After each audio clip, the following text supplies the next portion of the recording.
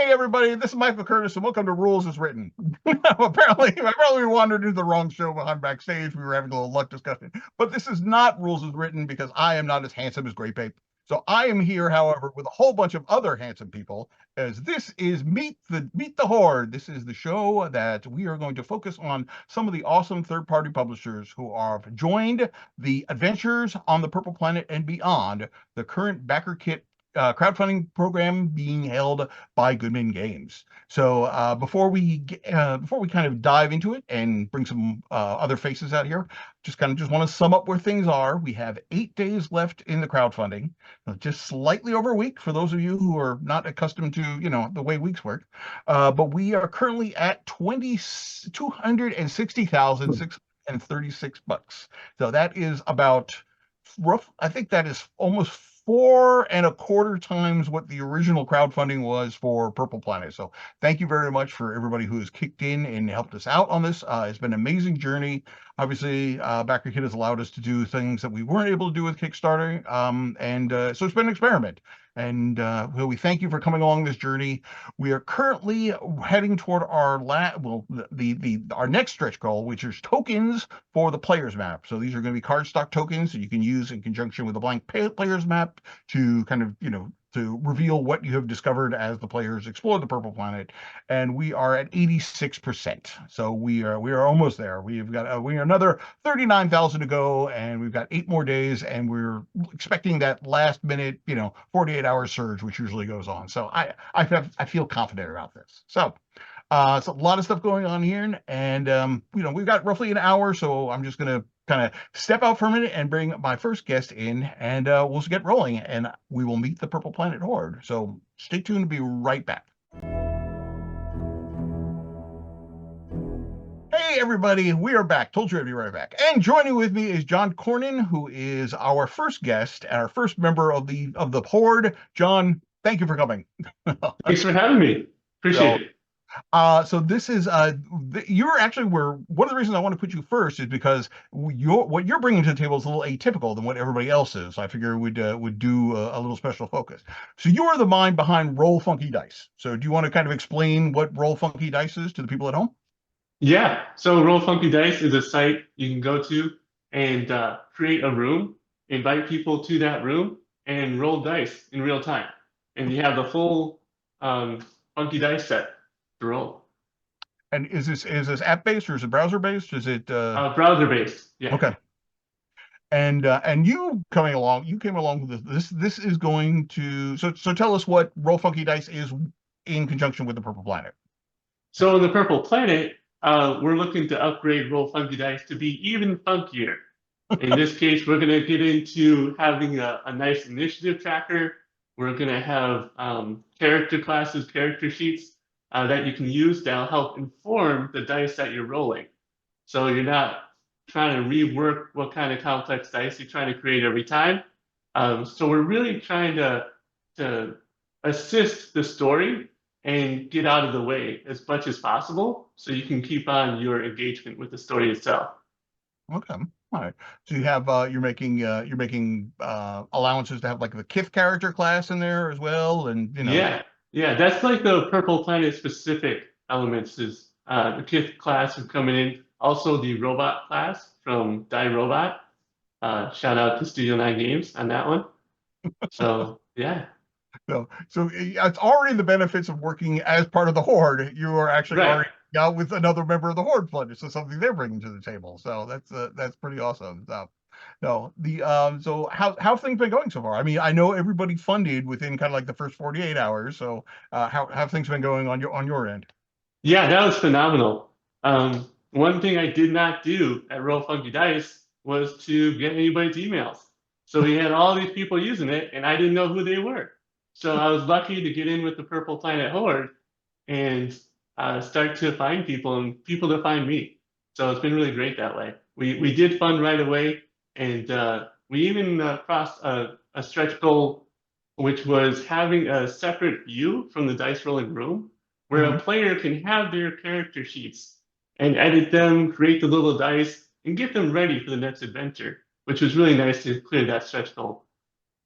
Okay, now when you say room, like what exactly are you meaning by that? Is it kind of like it's like a small virtual tabletop, or is it, explain that a little bit more for people at home? Yeah, so right now, a room is essentially a URL. And Okay. as you get there and you roll dice, you'll see each other's dice just kind of populate the screen. And that's the whole nature of it at the moment. And that's what I'm building off of, continuing to be a URL room that things takes place in. So yeah. Got you. Because obviously, when you're talking, virtual tabletop, anything like digital related, room can have many different meanings, especially Right. amongst gamer stuff. People are like, wait, like they're picturing, tokens with kith running around and all that. Like, a little, not quite that, right? Right. No, I'm not trying to distract you from the story at hand. And I assume there's a way to, save your character sheet and such on this, or or is that how That's do you? right. That's right. So there's be able to have an account with Roll Funky Dice, be able to upload your character sheets. So maybe you're in person, maybe you go to a session, and if you're anything like me, sometimes I forget my character sheet. And if I had it uploaded somewhere and I could just pull it up on my phone, my GM would have been pleased.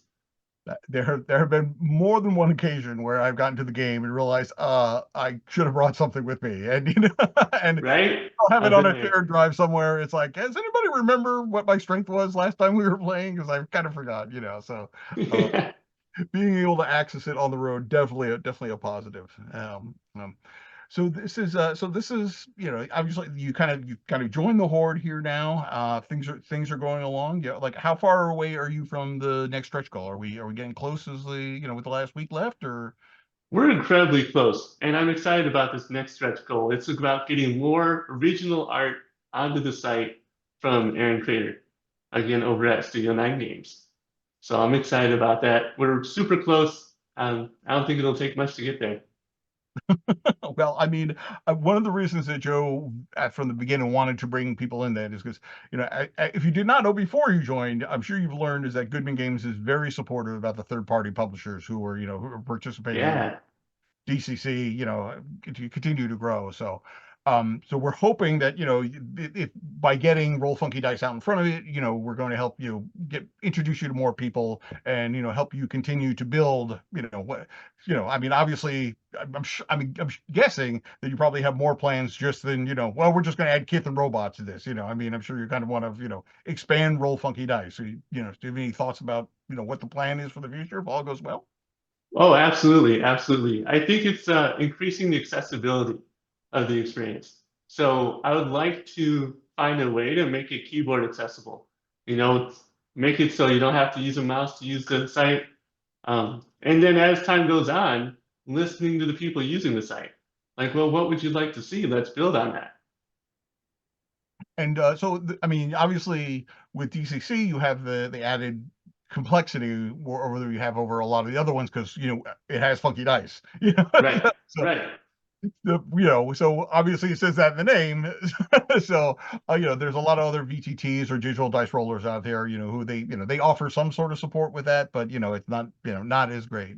So I mean, do you plan on? I mean, right now can can Roll Funky Dice support anything kind of in underneath the DCC, the DCC tent? Like, can you use it for Mutant Crawl Classics or soon to be coming out X Crawl as well? Or is Oh yeah, yeah, absolutely. Right now, all I have is a theme switcher on the site. That if you're rolling the Moon Crawl Classics, you can switch the theme and you get a nice backdrop to that. But it's so minimal, it's so basic right now. But I'm really excited because with the character sheets are the character generators. And Mhm. so then that's when you start to get into these other rule books, which is Mutant Crawl Classics, X Crawl, start to take in those rules and start to um, grow your party. Yeah, I mean, we have the separate crowdfunding going with Roll20, and the thing that we've learned right now is it's like just getting the framework up there. Like kind of like Oh once you wow, framework, it's easier to bolt stuff onto it. So so getting all of the DCC stuff on there. I mean, kind of just once you have that down, it's easy to expand that. So yeah, I can understand where. absolutely, So yeah. So I think there's some people out there, so it's just if you get like a DJ playlist, as possible on as a Ooh, potential future stretch goal, or something to look forward to the future. that's a really cool idea. Thank you for that. So Bob the Magic One, we hear you here. Yeah, You are man. seeing. So That's thank you. fantastic. So all right. So all right. So do you have do you have anything in mind for like the stretch goal behind the next one if we hit this one, or we I'll still see if it clears.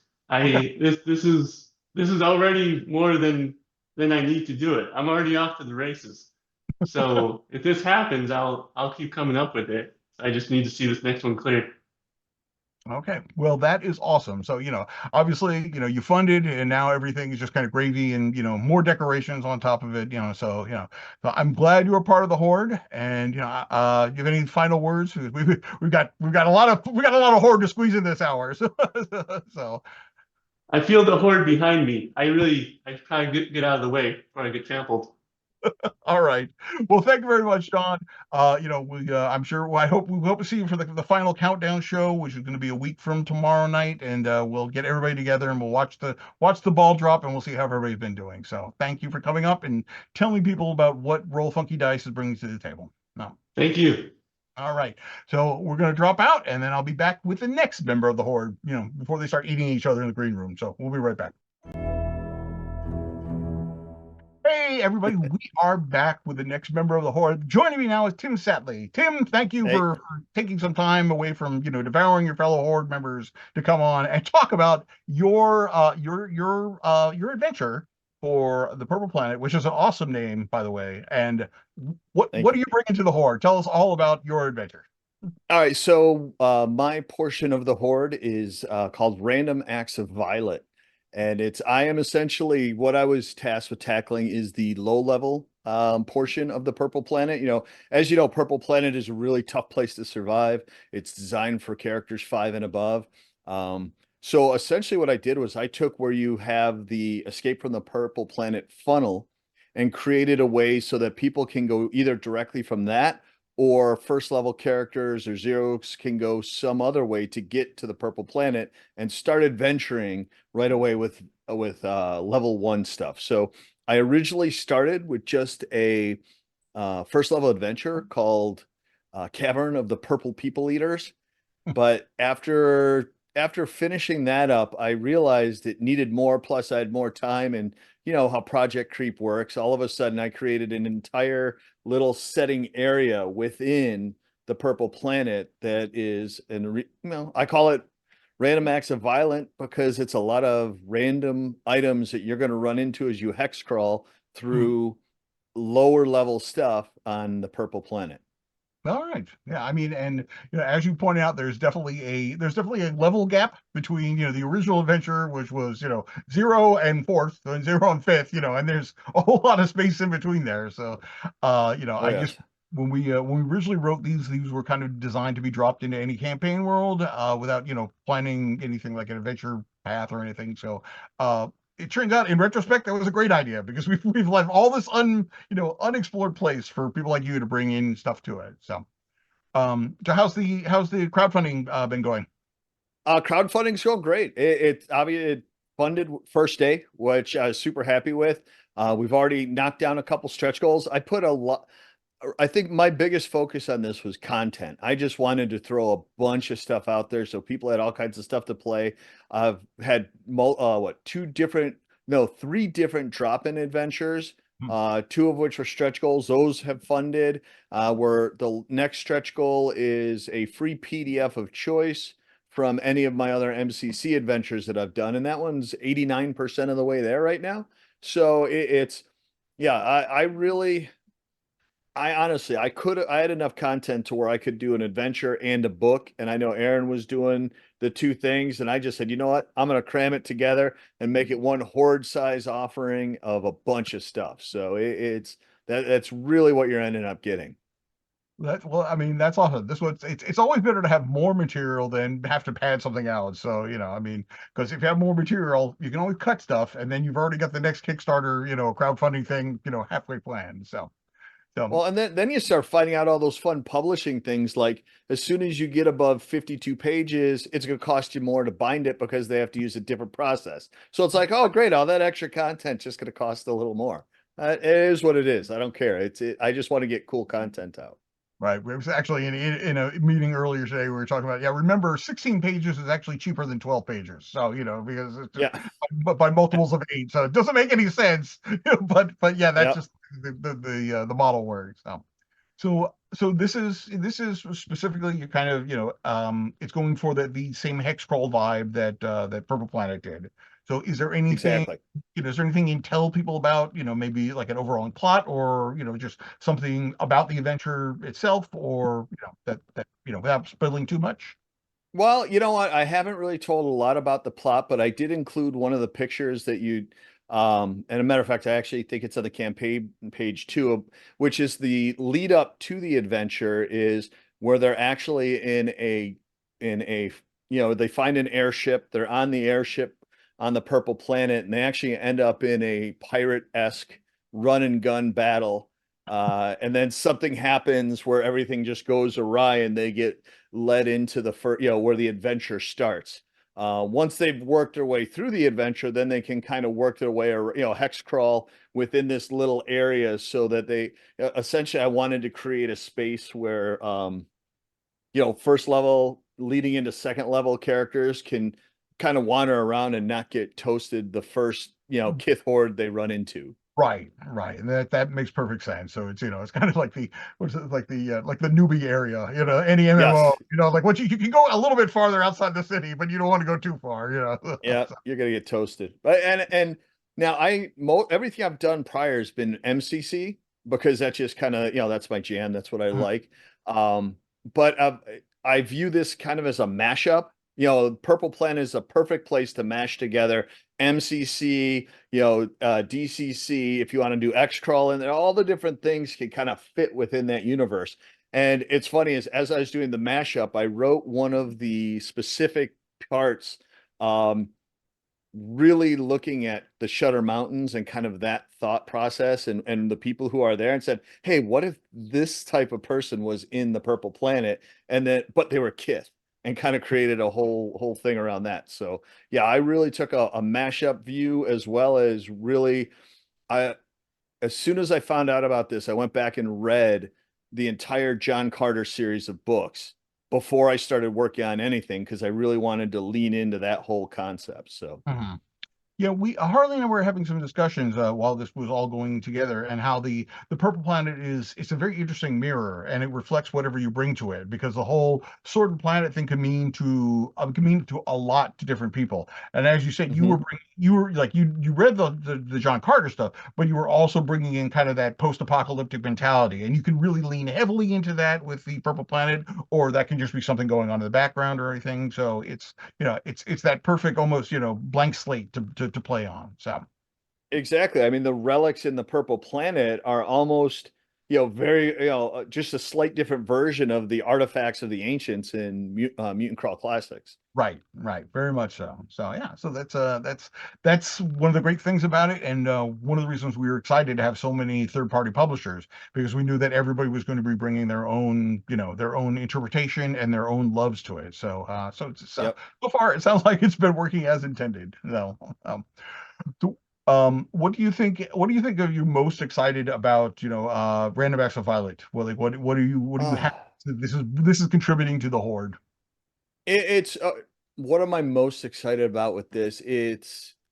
I'll be honest, there's not one thing I can pick. I think it's just the whole mashup, like I had already mentioned, but I don't know. I tend to have a bit of an irreverent sense of humor, so I like to put little Easter eggs inside of there and just here it was kind of a backer exclusive that I let out to anybody who's backed it. But one of the artifacts I created was essentially it's a it's called an oval kinetic boomer, which is kind of like a version of a flashbang where you throw it in and kind of stuns everybody and that. So, but okay, boomer is the acronym for it. So I got a bunch of good comments about, oh, does it whine and complain about the younger generation, and that's how it stuns everybody. So So yeah, that's the kind of stuff I love throwing little things like that. Like Horror at the Merc, I threw in a whole bit about where they were the guy showed up wearing tinfoil hats to try and keep from mind rays getting at him. So it's just stupid little things like that I love throwing in for fun.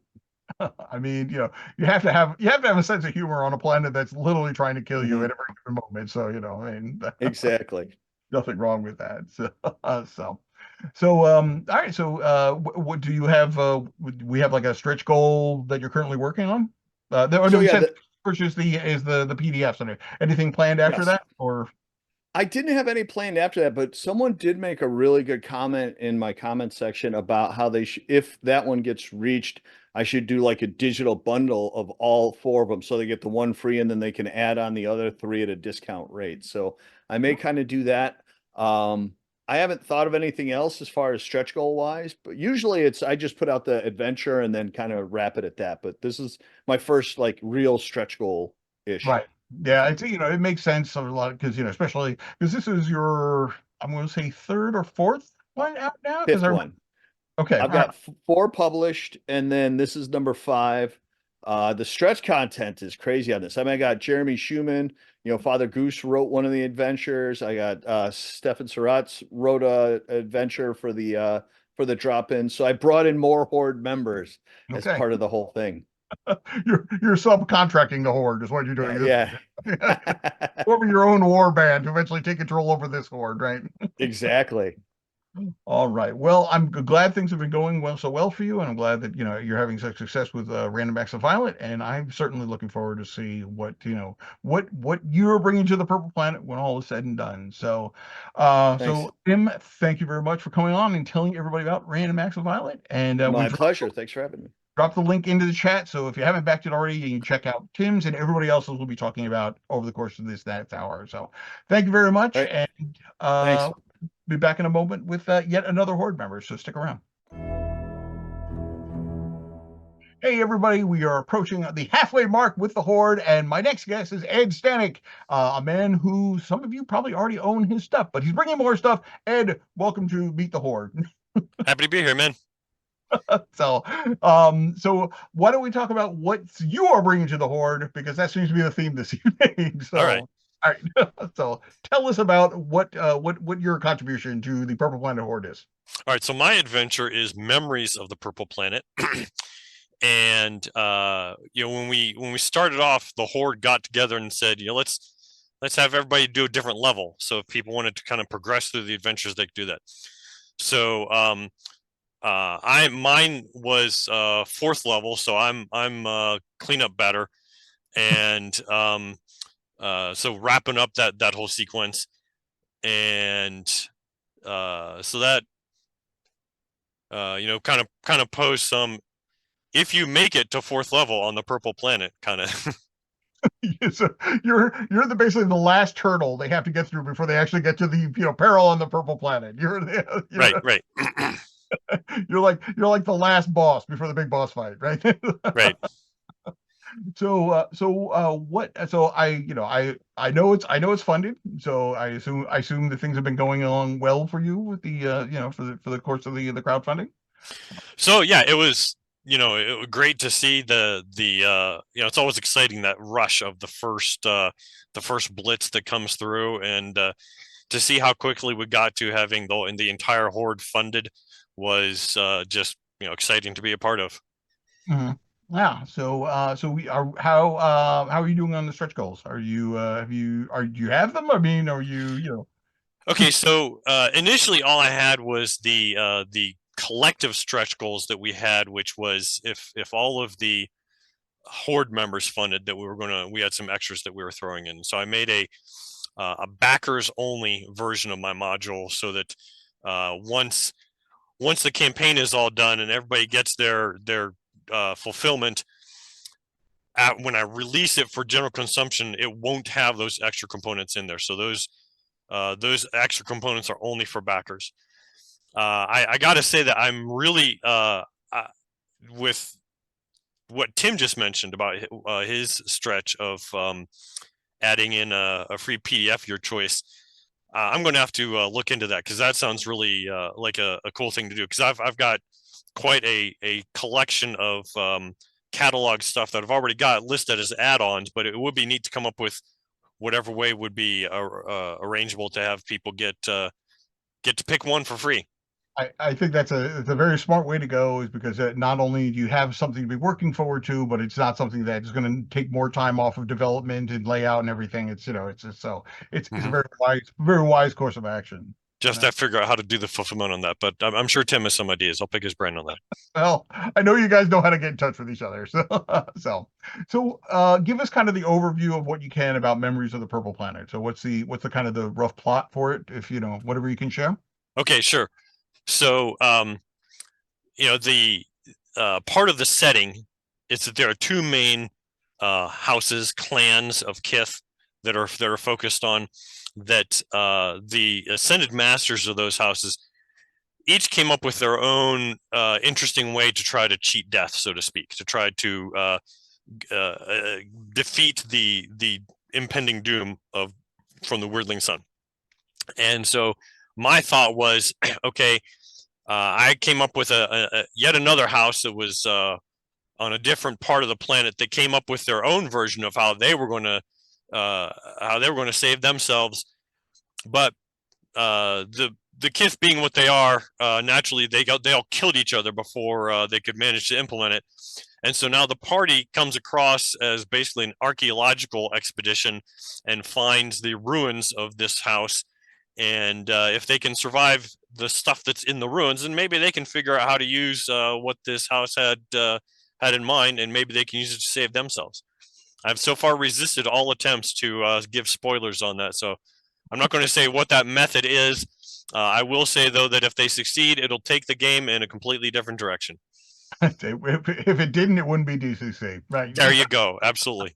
So yeah, I think one of the great things about Purple Planet is that Harley has put so much tools and there's so many toys in the toy box, but just by the absence of what is in there, it tells you like all the different places you can take it. Like, in the original one, there's two Ascended Masters house, but obviously there are far more than just two Ascended Masters which are fighting it out. So it gives you the perfect opportunity to, take that aspect and have just your own Ascended Master, your own house, for various, we've added additional content to it. People are going to homebrew their own stuff at home. So I think that's the perfect way. No, it is not a Ziggurat's game. No, not Bob the Magic One. No, we were so this is for fourth level. And you said it takes place in a slightly different part of the Purple Planet, or was that just where the Ascended Master was? Well, okay, so as far as its location, I left that agnostic so that the judge can put it physically wherever they want on the planet. It was more, or on the map, it was more a matter of, it was meant in the sense that it's this group clan was likely physically removed from where the others were, and so they were a little bit more at liberty to, hey, let's go do our own thing. It just so happened that their own thing didn't work out so well either, because none of them get along long enough to cooperate. Right. Tends to be a lot of that going around on the Purple Planet. Exactly. Yeah. It's not big sharing is caring on the Purple Planet. Right. No, it's not romper room. No, it is definitely not romper room. although you might get romped, if you so what's what's the most exciting thing about Memories of the Purple Planet that you're kind of you're introducing to the Purple Planet ecology, the right. What ecological niche are you filling? Well, I'm putting in a number of new hazardous monsters. I've got a couple graphics. The black and white one, if Elena would like to throw that one up, is kind of the motif is sometimes you eat the fungus, sometimes the fungus eats you. So anyway, so I've got some variations in that respect. Some technological difficulties. Harley actually said he kind of felt like it had a little bit of an MCC vibe, which I wasn't really shooting for that, but that's fine. And so there's some new hazards in that respect, and also just I feel like if you've made it this far, if you've made it to this level, you deserve to have the potential of a mechanism to escape this horrifying environment. And so I'm giving you that. Unless the judge doesn't want to deliver it, then I put in that option for him to unplug that possibility easily enough. Okay. Now, I know that a lot of the stuff that you've done in the past, at least under your own banner, you have been influenced by real world history, through various different historical periods. Did you draw on any of that when you're working on this, or was this like a chance really just to kind of throw everything to the wind and just indulge in pure flights of fancy? Well, I guess the only sense in that it was from that is that I'm also very interested in archaeology and archaeological mysteries, things that you come across and people are still saying, what happened here and how and why. Right. And so it's got certainly a fair bit of that to it. Okay. All right. That's, I always ask that, it always interests me as a designer, because I know what my process is. And, by your past catalog has been, very indicative of what we talked a little bit about this on the Scrivenary too, the time I was on there with you. So I knew that from your background. So just curious about that. So, all right. Well, I mean, I think this is an excellent, excellent. It sounds like a lot of fun to be like the last big hurdle you have to get through before you have to deal with Harley stuff. And hopefully, by going through memories of the Purple Planet, they will be better forearmed to deal with what Harley. There you go. There you go. So, all right. So, Ed, thank you very much for finding some time to come on and talk about it. And we're gonna step out, and we'll be back with yet another member of the Horde in just a few. Hey, everybody, we are back with our next Horde member, and joining me is Martin Dickie. Martin, thank you very much for coming along and telling us about what you are bringing to this big Purple Planet Horde, this big love fest, which is the, semi-carnivorous group of people rampaging over the Purple Planet. So tell us what Gaming Honors is bringing to the Purple Planet. Thanks so much. And we are bringing a second level adventure called Oh Happy Dagger. And the title is a quotation from Romeo and Juliet, and that's because when I first started reading up on the Purple Planet, Ed's already mentioned that in the mythology that Harley built originally, there were these two houses that were always opposed to one another. And whether it's West Side Story's fault or Romeo and Juliet's fault, I thought, well, if you've got two opposing houses eternally at war, there's going to be romance. And so I had that basic idea, and then it became a matter of figuring out how to bring the party in. And so it's a great hex crawl environment with lots of potential for adventure.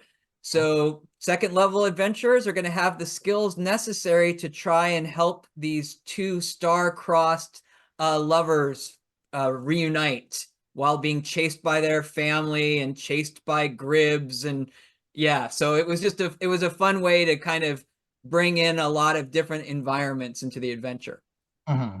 Now, I this is something which kind of been in the back of my mind for a while now, and I'm thinking, so is there how much this is your standard kind of DCC adventure in the sense it's like there's a lot of problems that you can solve by stabbing it, and but is there like a social element as well? Is there like an element of social combat, intrigue, or anything, or is it more like just you have to make sure you stab the right person at the right time to bring the lovers together? Yeah, no, that's a great question. So there's a lot of stabbing, which fortunately there is in Shakespeare too. I would say that there is a moment actually inspired by you, Michael, and acting up in Lankmar. You do run into a group of traveling players, and these are the mechanicals who are sort of have been traveling the different planes of existence doing performances. And the party can run into them. And how the party chooses to handle that encounter is probably going to depend on the players. And then I've got some other things sort of inspired by some other literature that, if the players want to try and do something other than stab, it may yield fruit. But the Purple Planet, unfortunately, is not a place for a lot of subtlety. It's not. This is why I was very interested in what you're bringing to. I will say that they're actually, now that you mention it, so one of the things I had a lot of fun with is sort of bringing in all sorts of different kinds of Shakespearean references. So the three witches from Macbeth, or the sort of King Lear figure And not all of them are necessarily going to be resolved by combat. It really will depend. It really will depend on how the players decide their characters would handle the situation. Okay, I mean that's the goal of every adventure, and indeed, and no matter what your ambition might be, there are some people which are only going to solve a problem by sticking a knife in it. So Yes. Or at least attempt to solve a problem by sticking a knife in it. That can work in some systems and not others. So no. So obviously you backed on this one. You obviously everybody's back. So how are things going on the stretch goals? And it seems to be is that you were another one who's doing the thing. Is okay, we're going to try to keep this thing simple, but people are still getting something. So Yeah, no, it's been going really well, and we are, I think now, well, we're less than $750 away from our next achievement, which is there's so much about this setting that kind of spoke to my 12-year-old self. And so one of the things that we want to bring to the module is a 2-page spread illustration, like in the comics, where you could just sort of open it and it would cover the entire, sort of panoramic view. So we're almost there to unlock that. And we'll be working with our artist, Matt Morrow, who does a lot of our art, to do a really sort of sweeping scene from the module, and which hopefully with that last 48-hour push, I'm pretty sure we'll get there. I mean, I think we're there's always that last 48-hour push that people are like, I don't know if we're gonna get it, and then you just watch things tick up in especially the last 12 hours or whatever. So yeah. Yeah, So and I just saw in the chat that it's too highbrow for the kith. I will say that the nice thing about sort of having, I mean, you're all hearing how the sausage gets made. Once you're actually on the purple planet, all you are seeing are sort of flying heads, and it's sort of like Shakespeare is the operating system that's running under this adventure, but you do not have to quote it to win. that's awesome. So this is we have been one of the things we with the Purple Planet itself is largely hex crawl, and some of the other adventures we talk about are more open ended in that. This sounds to me like this one is maybe a little bit more has a little bit more of a traditional adventure structure to it. Yeah, it is definitely a kind of escort adventure. So the party gets recruited to basically carry, because one of the houses of the Ascended Masters have sort of got the ability to sort of break into nanoparticles. And so one of the characters wants to be carried across the wasteland in a sort of container as these particles so she can reunite. And so, yeah, it definitely has a beginning and the end. But like any of these adventures, if the party decides to go completely sideways, they certainly can. Then there will be consequences. And I think that's sort of, I think as designers, we're always looking for that sort of, okay, there might be a track here, but people, when they know there's a track, will want to find other ways to go. And so there's definitely that kind of flexibility. But yes, it definitely has a kind of get from point A to point B kind of plot. And I think that's actually can be a refreshing change of pace for a hex crawl, because I mean a lot of the things, I think one of the detriment to people, especially people who haven't done a lot of hex crawl before, is that kind of analysis paralysis. It's like they feel like if you can do anything, like what do we do? And like I don't have enough information to make these choices. So it's nice sometimes to be given, like we have a win condition, like we have to get this person to that point, and that allows them to focus on it and just have a foreseeable goal. Can be very useful, and especially for a second level adventure too, where they're still kind of getting their feet under them. Yeah, and one of the nice things about, I think, what I hope people will find is, so you've got this storyline, but with all the great material that is coming from Harley and the source books, you could take this one adventure and make it multiple sessions, but just by just by having, and Aaron's got all the encounters, 101 hex crawl encounters. I mean, lots of things can happen as you're moving from one place to another. So I kind of like that also about the hex crawl element can combine with the plot. Yeah, I mean, because technically anything you come across in a hex crawl can become an adventure in and of itself. So Yes. And so this, I mean, was this, I know that you guys kind of spoke amongst yourself and we said, okay, we're going to do these levels and everything like that. Was in doing that, was one of the things allowing it to be a rather open beginning to it? I mean, can you can you kind of pick this thing? Can you pick up, oh, Happy Dagger, pretty much any point along the line and just start rolling into it? Yeah, absolutely. And that's part of what I've even written in, because I know that for some people, they may not want to do a full adventure path, right? So if you have a campaign running and you just want to mix things up and you're going to sort of wind up on the purple planet, I will have a sort of option. There is an opening for starting with Oh Okay. Happy Dagger. Yeah, because I didn't, and I think that's sort of, I got that from the first Zero, was Escape from Purple Planet. This sort of, here you are, and what do you do? Yeah, I mean, and that's the perfect way to, if you have a group of players and, like, okay, maybe they'd be into the Purple Planet, maybe they're not. This, they're committed for one adventure. I mean, they go there, they have it, they have a set goal that they have to do, and they can accomplish this. And when all is said and done, they can say, hey, that was cool, let's stick around, or hey, we want to go back to Lankmar or to Punjar or to wherever, and Right. and then you beat on them for a while till they hit fourth level, and then you're like, hey, want to go back to the Purple Planet? So. Yes, that's right. That sounds really good. So what do you, I mean, aside from the fact you get to, pull from the great writer, one of the great writers in world history, what else excites you about Oh Happy Dagger? Yeah, so one of the fun things that we were all invited to do is come up with, is assuming they all funded, to come up with rune lore. And so I have one of the, in the sense that unlocked, there's a rune lore sheet from my campaign, which is done by the chief science minister for one of the houses. And he's giving his study and his best assumption of what all the runes mean.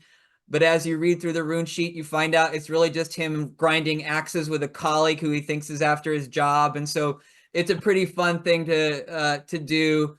And then the drop-in encounter, I was able to sort of play in any of the adventures, and Aaron's done a nice job of this too. Like, sort of, you can work these things in.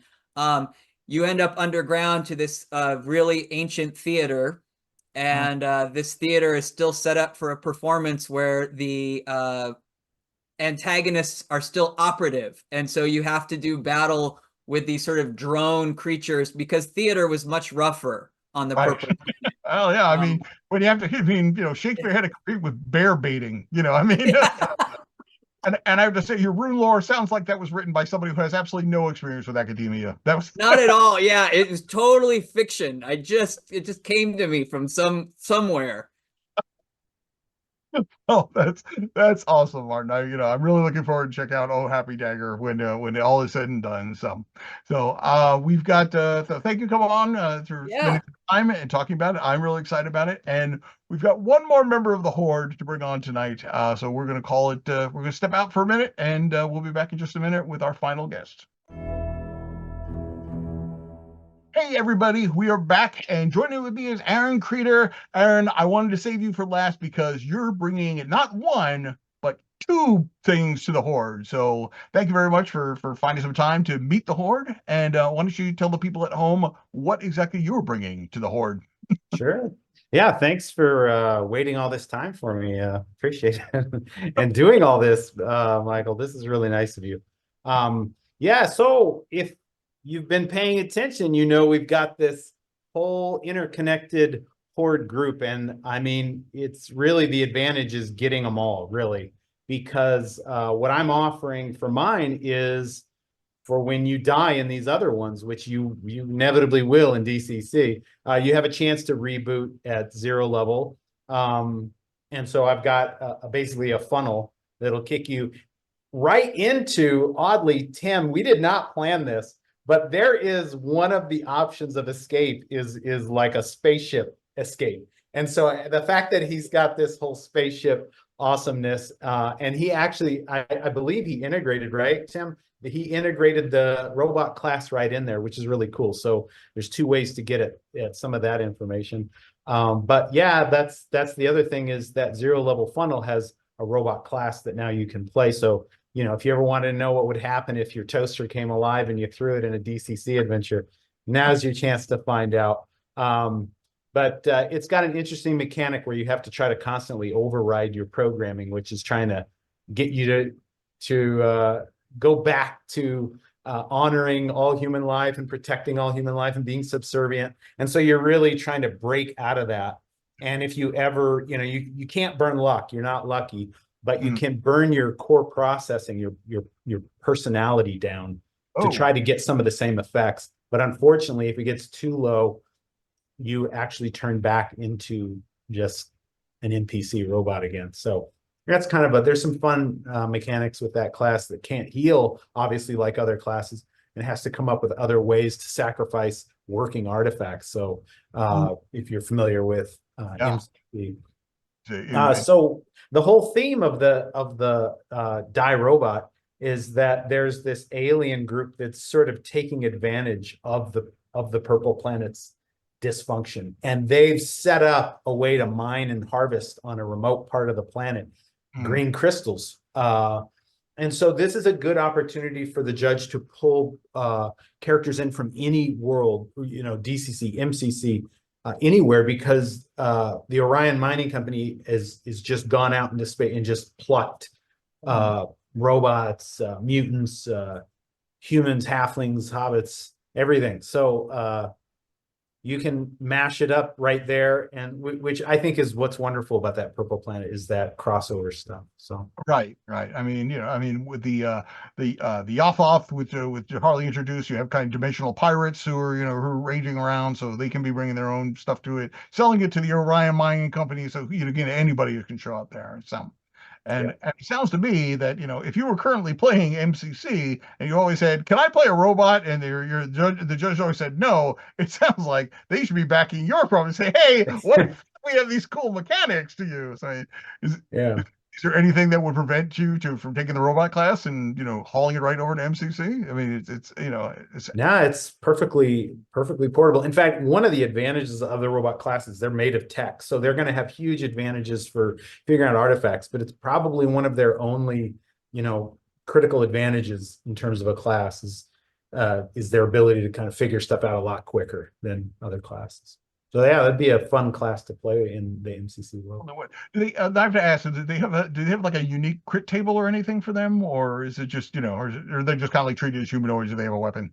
That's a great Michael Curtis add-on that we're going to have the Michael Curtis crit table for robots. You heard it here.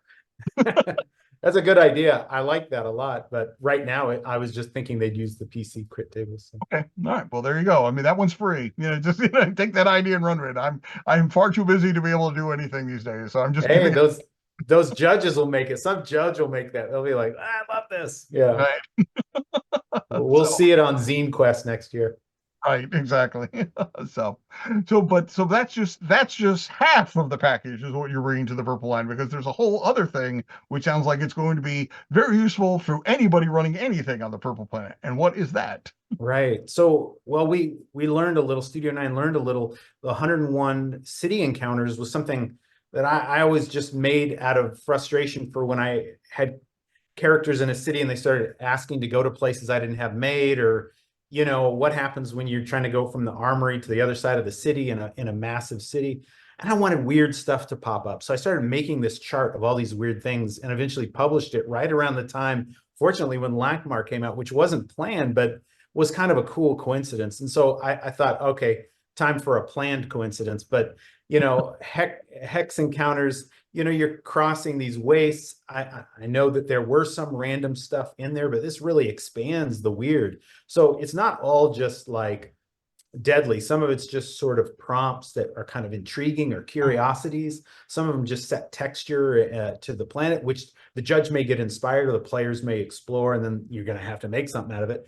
Others, it's like a slight boon or something that could be a boon. I think it's all meant to just make the fabric of the world that much richer. And I really tried to draw deeply from the existing materials that were out in the original box set, which I happen to have. So I was like combing through that for stuff that could be expanded on or prompted or encountered through. And so, there's even some like almost mini adventures in there, go into certain areas, temples and other things that are ancient. Right. And I think you made a very wise choice with the way that you balance out, there's an array of stuff, because I think one of the things, it's going back to the origin of the hobby, where every random, like you roll on the watering monster table and somebody comes out and attacks you and everything, but if you're doing a hex crawl stuff, if everything you're interacting with is deadly, then at one point you want to stop interacting with stuff, and then you kind of diverts the entire purpose of it. So, not knowing whether something is going to be a boon or going to eat your head, or maybe just lead to something, completely, like almost neutral, but I mean, that's the right mix to go. No, Yeah. so the Yeah. I mean, where are things currently with the stretch goals going on you? I mean, are we, do you have much on it, or are we're working toward anything, or? Yeah, I think there's like a couple of, I love this idea of these little mini adventures. I think people that get an hour or half hour really kind of can, use those to expand them, or just do as a little quick one-off. I think those are really nice. So I've got a couple more of those I'd like to roll up and put in here at the 25,000 level. So it could happen. I'm not saying it couldn't, but it might or might not happen just on projections. But so it'd be 2 more mini adventures, but we've got a couple already that are part of that Purple Planet Horde, because everybody funded these, and those are going to be a lot of fun. So I'm really excited about these kind of mini adventures. All right. Yeah. I don't know how many people who are watching know this, but you contribute a lot of art to the main DCC line. I know that because I'm constantly doing stuff and finding it. So are you doing all your own art, all your own art on this, or you're working with anybody else, or is this, are you the double threat? You're writing it. Yeah, well, I got into this, Michael, just so that I can employ myself and make art. And so it's so yeah, I just draw as like kind of like a hobby anyway. So it's what I would do if no one was looking anyway. So yeah, I'm doing the art on all of these, which is a lot of fun. But yeah, I get to do stuff for Goodman Games now a lot too, which is really cool. And even some of the other Horde members, I'm helping out with some of those projects, which is great, so.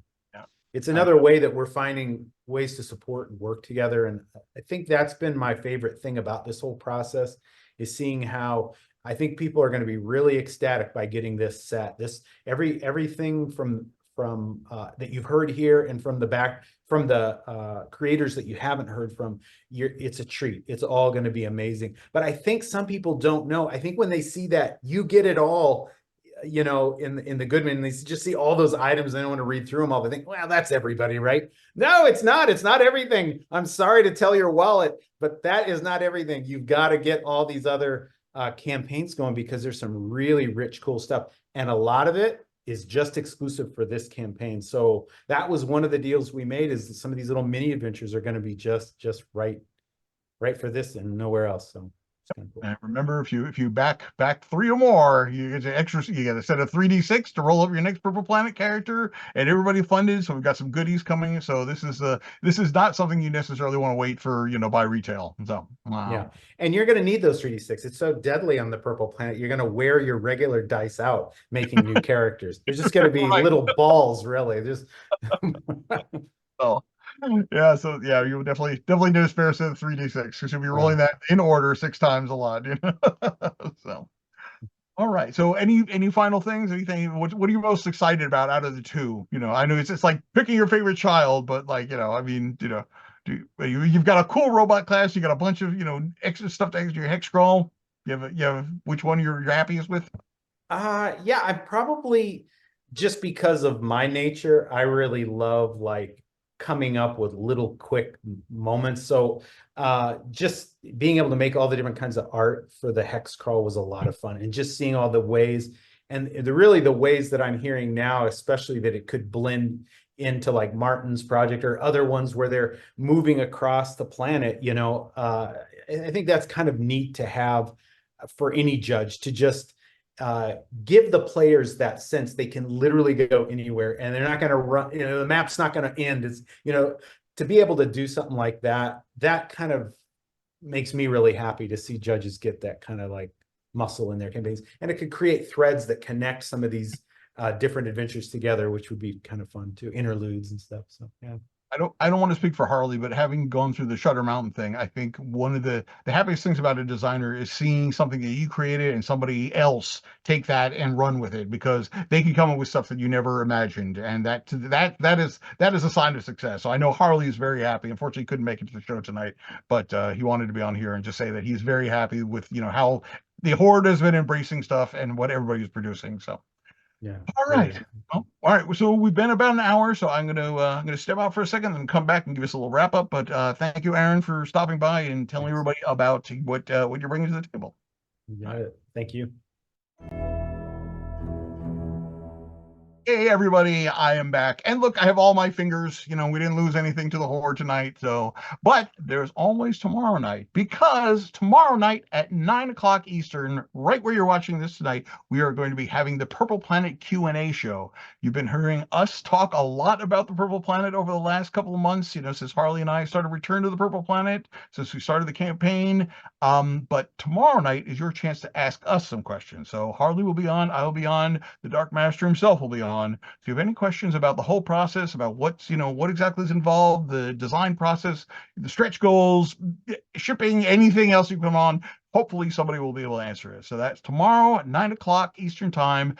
If you're not doing anything, check out. And thank you all for tuning in. We hope the Horde has been entertaining, and we hope we've gotten you all jazzed up for this. And if you're not already supporting these people, please go back, take a look at the chat, and start clicking on some of those links. So, all right, we will be back in actually, I think there's somebody else tonight. Yeah, somebody got 9, right, Elena? So I get to get out of here, but somebody else doesn't. So, all right, but I will see the rest of you tomorrow night, 9 o'clock. Oh, thank you very much, and good night.